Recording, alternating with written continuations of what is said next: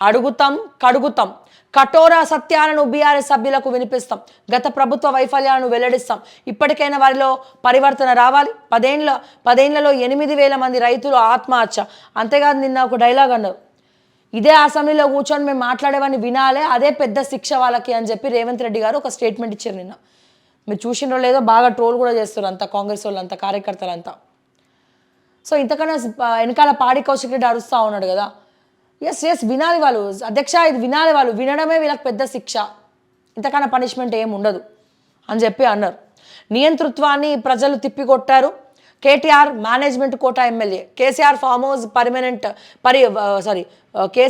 House వరి పంటపై విచారణకు సిద్ధమా? హామీ ప్రకారం 2 లక్షల ఉద్యోగాలను భర్తీ చేస్తాం. ఉభయ సభల్లో CM Revanth hot comments. Irrigation విద్యుత్ పైన సీఎం విమర్శలు. 10 ఏళ్లలో విధ్వంసం, బీఆర్ఎస్ హయాంలో జరిగిన అవినీతిపై విచారణ చేపడతాం. డిప్యూటీ సీఎం బట్టి విక్రమార్క. ప్రజల తీర్పుతో రియలైజ్ కావాలి, కాంగ్రెస్ హయాంలోనే సామాజిక న్యాయం, మంత్రి శ్రీధర్ బాబు. ప్యానెల్ స్పీకర్లుగా 4, రేవూరి, కూనంనేని, అలాగే కౌసర్, బాలునాయక్ ఛాన్స్ అట. మేడిగడ్డపై హైకోర్టు సిట్టింగ్ జడ్జితో విచారణ, సీఎం రేవంత్ రెడ్డి. అండ్ అట్లనే కేటీఆర్ సంక్షేమంలో మాది స్వర్ణయుగం, మట్టి పూయగానే చరిత్ర మరుగున పడదు.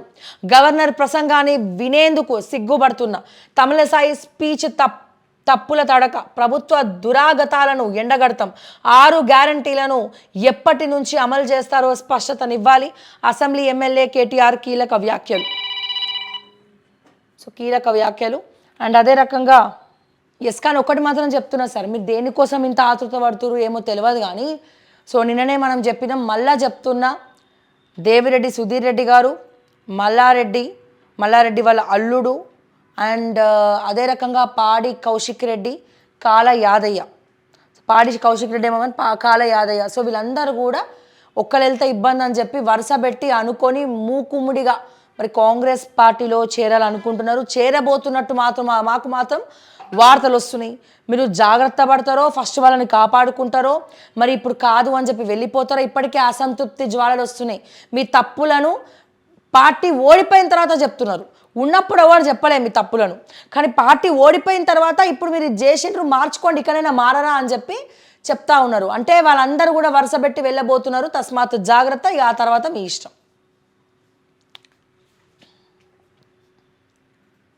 సో కాంగ్రెస్కు జీవం పోసిందే కేసీఆర్. మొదటి రోజే ప్రతిపక్షం గొంతు నొక్కేస్తున్నారు ఎమ్మెల్యే హరీష్ రావు. ఈ నెల 20కి శాసనసభ వాయిదా. సో మళ్ళీ 20వ తారీఖు ఉంటుందన్నమాట. మేడిగడ్డ నష్టాన్ని భరించలేం, కాళేశ్వరం ఈఎన్సీకి ఎలాంటి లేక సొంత ఖర్చుతో పునరుద్ధరిస్తామని గతంలో ప్రకటన.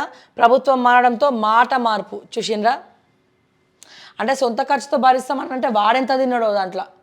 సో అందుకే ఎట్లాగో తిన్నాం కదా, మా అంటే కొద్ది గొప్ప ఖర్చు అవుతుందని ఉచితమని ప్రకటించండి. ఇప్పుడు ప్రభుత్వం మారడంతో అన్ని బయటకు వస్తాయి కదా.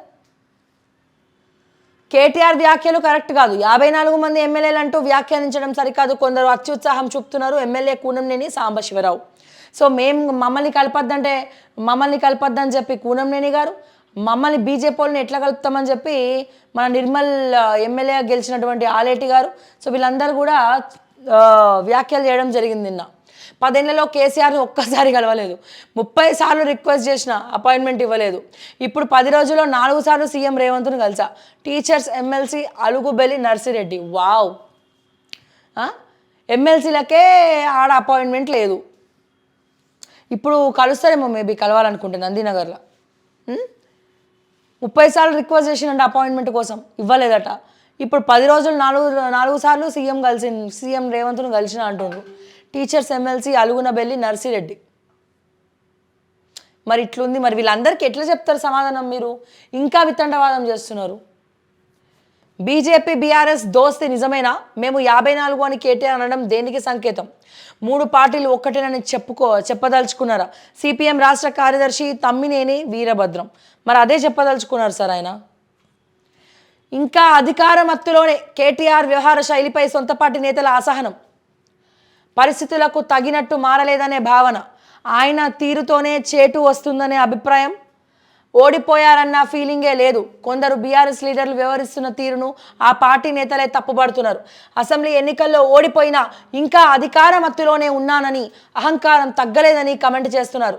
అసెంబ్లీ లోపలికి బయటికి వెళ్తున్న సమయంలో మంత్రి మాదిరిగానే కేటీఆర్ ప్రవర్తిస్తున్నారనే విమర్శలు వినిపిస్తున్నాయి. అధికారం పోయిన తర్వాత ఆయన తీరులో మార్పు వస్తుందని ఆశపడ్డామని, ప్రతిపక్షంలో ఉన్నప్పుడు అనుకోగా ఉంటూ ఎదురైన ప్రతి ఒక్కరిని కూడా పలకరించాలనే విషయాన్ని మర్చిపోయి ఇంకా అధికారంలో ఉన్నామనే తీరుగా వ్యవహరిస్తున్నారనే టాక్ ఆ పార్టీ నేతల్లో వ్యక్తమైంది. బయట అందరు కూడా చెప్తా ఉన్నారు. సో నిన్న నేను ఎప్పుడు కూడా అసెంబ్లీకి పోలే. నిన్న మొట్టమొదటిసారి అసలు ఎట్లుంటుంది ఏంది అనేది గ్యాలరీలో పోయి చూసినాను కాసేపు విజిటర్ పాస్ తీసుకొని. అండ్ అదే రకంగా ఇక్కడ ఇంకో మాట చెప్పాలి. మీరందరూ అదేం సినిమానే అల్లు అర్జున్ది ఒక సినిమా ఉంటుంది చూడు, మన నాన్న కోసం, పేరు గుర్తు రావట్లే, అదే ఎస్, సన్ ఆఫ్ సత్యమూర్తిలో సో అల్లు అర్జున్ వాళ్ళ ప్రకాష్ రాజ్ గారు చనిపోగానే వాళ్ళ ఆస్తులన్నీ కూడా పోతాయి. అల్లు అర్జున్ ఆస్తులు పోతే అల్లు అర్జున్కి ఒక అన్న ఉంటాడు. ఆ అన్న ఎవరంటే వెన్నెల కిషోర్. సో అందులో ఆస్తులు పోయినా కానీ ఆయన ఏ ప్రజెన్స్లో ఉంటారు పాపం, మెంటల్ స్టేటస్. ఎస్, అక్కడ ఎవరు లేకపోయినా వాళ్ళతో మాట్లాడుతూ ఉంటారు. అరే PSA what is this Johnson, what is this zone, yeah అని చెప్పి అల్లు అర్జున్ వాళ్ళ ఫ్యామిలీ ఈయనని మేనేజ్ చేయలేక చాలా ఇబ్బంది పడుతూ ఉంటారు. క్షమించాలి. బట్ ఆ ఎగ్జాంపుల్ గుర్తొస్తుంది నాకు ఇక్కడ కేటీఆర్ గారి సందర్భం ఇవన్నీ కూడా చూస్తూ ఉంటే. సో ఆయన ఓడిపోయినా కానీ ఇంకా ఆయన అహంకారం అట్లనే ఉంది అని చెప్పి అందరూ మాట్లాడుతూ ఉన్నారు కదా. అంటే ఇంకా ఆయన మైండ్ అక్కడే ఉండిపోయింది. ఎస్, ఇది తెలంగాణ ప్రభుత్వం, ఇది బీఆర్ఎస్ పార్టీ ఇంకా అధికారంలో ఉంది, నేను ఇంకా అహంకారంలోనే ఉంటా. ఎక్కడైతే సన్ ఆఫ్ సత్యమూర్తి సినిమాలో వెన్నెల కిషోర్ అల్లు అర్జున్ ఆస్తులు పోగానే వెన్నెల కిషోర్ ఇంకా నేను బిజినెస్ మ్యాగ్నెట్ అనుకొని బిహేవ్ చేస్తూ ఉంటాడు. ఆయన మెంటల్ కండిషన్ బిజినెస్ మ్యాగ్నెట్ అనుకొని బిహేవ్ చేస్తూ ఉంటాడు. అవునా కదా మీరు చెప్పండి. ఇప్పుడు నేను తీసుకున్న ఎగ్జాంపుల్, ఇప్పుడు కూడా కేటీఆర్ గారు నేను ఇంకా అధికార ప్రతినిధినే, నేను ఇంకా మంత్రినే, ఇంకా ఐటీ మంత్రినే, ఇంకా గవర్నమెంట్లోనే ఉన్నా అని చెప్పి ఆయన మైండ్ అక్కడ అయిపోయింది. ఏ రోజు అంటే రిజల్ట్ వచ్చిన రోజు. సో అప్పటి నుంచి కూడా ఇంకా అదే రకంగా మంత్రిలాగానే పోతున్నట, మంత్రిలాగానే వస్తున్నట, అందరినీ రుబాబ్ చేస్తున్నట, అహంకారంగా మాట్లాడుతున్నట. ఇది నేనంటలేను, ఇది నేనంటున్నా అనుకున్నారా? సేమ్ కేటీఆర్ లాగానే నేను కూడా మాట్లాడతాను. ఇది నేనంటలేను, మీ వాళ్ళే అంటున్నారు. ఇగో మీ వాళ్ళే బీఆర్ఎస్ పార్టీ వాళ్ళు అంటున్నారు కేటీఆర్ గారు. మళ్ళీ ఇది నేను అంటున్నాను అనుకొని మీరు నా మీదకి రావద్దు చెప్తున్నా. సో బీఆర్ఎస్ వాళ్ళకు కూడా చెప్తున్నా, కార్యకర్తలకు చెప్తున్నా ముందుగా, ఇది నేనంటలేను. బీఆర్ఎస్ వర్గాల్లో అసెంబ్లీలో సాక్షాత్తు బీఆర్ఎస్ లీడర్లు మాట్లాడినటువంటి మాటలు ఇవన్నీ. సో కేటీఆర్ కూడా అంతే కదా, అసెంబ్లీలో మాట్లాడినవన్నీ మాట్లాడేసి మళ్ళీ నేను అంటున్నా అనుకుంటారు అధ్యక్ష. మరి నేనంటలేను అధ్యక్ష, ఇది కాంగ్రెస్ వాళ్ళే అప్పట్లో వాళ్ళ కొట్టుకున్నారు అని చెప్పి మధ్యలో కోమటిరెడ్డి వెంకటరెడ్డి గురించి తీసిండు. మరి కోమటిరెడ్డి వెంకటరెడ్డి గారు రేవంత్ రెడ్డిని అనలేదా అని చెప్పి, సో ఆయన అన్నాడని చెప్పి ఈయన అక్కడ దోషేసిండు. మరి నేనంటున్నా అనుకుంటారు అని చెప్పి. ఇది కూడా నేనేమంటున్నా అంటే, ఇది నేనంటలేను ప్రజలారా, మళ్ళీ మీరు నన్ను తప్పుగా అర్థం చేసుకోవద్దు. ఇది నేనంటలేను, సాక్షాత్తు బీఆర్ఎస్ పార్టీలో ఉన్నటువంటి గెలిచిన ఎమ్మెల్యేలు కేటీఆర్ గారి మీద అసెంబ్లీ సాక్షిగా అసెంబ్లీలో బయటికి వచ్చి మాట్లాడినటువంటి వాస్తవాలు. నెక్స్ట్, కేటీఆర్ వ్యవహార శైలిపై సొంత పార్టీ నేతల అసహనం. ఇగో చూసిండ్రా, పరిస్థితులకు తగ్గట్టుగా మారలేదనే భావన. పరిస్థితులకు తగ్గట్టు మారాలి కదా. ఇంకా నేను ఐటీ శాఖ మంత్రిని, ఇంకా నేను అది చేస్తా ఇది చేస్తా, నేను ఇట్లనే మాట్లాడతా అంటే ప్రజలు గమనిస్తున్నారు. సో ఇంకా దయచేసి కొంచెం తగ్గండి అంటే ఏదో మీ ఆత్మాభిమానాన్ని చంపుకోమని మేము చెప్పట్లేదు సార్. ఇది వరకు ఎట్లనైతే మీకు ఎవరిని కూడా కనుమేర కూడా రావద్దు, నేను బాస్, నేను ఒక యువరాజుని, అహంకారంగా ఏముంది కూసో, ఇది వరకు మంచిగా ఉంటుండే మీరు. తర్వాత మారిపోయినారు, మీలో కూడా మార్పు మొదలైంది. ఎప్పుడు 2018 తర్వాత కేటీఆర్ అనే వ్యక్తి మారిపోయాడు. సో దయచేసి ఇవన్నీ ఆలోచించాలి మీరు ఒకసారి. ఆయన తీరుతోనే చేటు వస్తుందని అభిప్రాయం. ఆయన తీరుతోనే చేటు వచ్చింది. ప్రభుత్వం ఏదైతే బీఆర్ఎస్ పార్టీ ఓడిపోవడానికి ఒక రకంగా కవిత గారు కారణమైతే, వాస్తవంగా కేసీఆర్ గారు వ్యక్తిగతంగా చాలా మంచి పర్సన్. ఇది నేనే కాదు, సాక్షాత్తు కల్వకుంట్ల రమ్యారావు గారు కూడా చాలాసార్లు చాలా సందర్భాల్లో చెప్పిండ్రు. ఆయన చుట్టూ ఉన్న మనుషుల వల్లనే అడ్మినిస్ట్రేషన్ ఇట్లా అయిందన్న విషయం కూడా పదే చెప్పిండ్రు. సో ఇంకా మీరు ఇలాగే ఉంటానంటే ఎంపీ ఎలక్షన్స్ కూడా ఇబ్బందికరంగా ఉంటుంది. ఇప్పటికే ఇండియా టైమ్స్ చేసినటువంటి సర్వేలో 2 నుంచి 3 మాత్రమే ఎంపీ గెలుచుకుంటారు. సో 7 నుండి 8 బీజేపీ కైవసం చేసుకుంటుంది. అట్లనే కాంగ్రెస్ అండ్ బీజేపీ కైవసం చేసుకుంటుందని చెప్పి సర్వే రిపోర్ట్లో ఇవ్వడం జరిగింది. మరి ఆలోచించండి మీరు ఇకనైనా. కొందరు బీఆర్ఎస్ లీడర్లు వ్యవహరిస్తున్న తీరును ఆ పార్టీ నేతలే తప్పుపడుతున్నారు. అసెంబ్లీ ఎన్నికల్లో ఓడిపోయినా ఇంకా అధికారం హత్తులోనే ఉన్నారని, అహంకారం తగ్గలేదని కమెంట్ చేస్తున్నారు. అసెంబ్లీ లోపలికి బయటికి వెళ్తున్న సమయంలో మంత్రి మాదిరిగానే కేటీఆర్ ప్రవర్తిస్తున్నారనే విమర్శలు వినిపిస్తున్నాయి.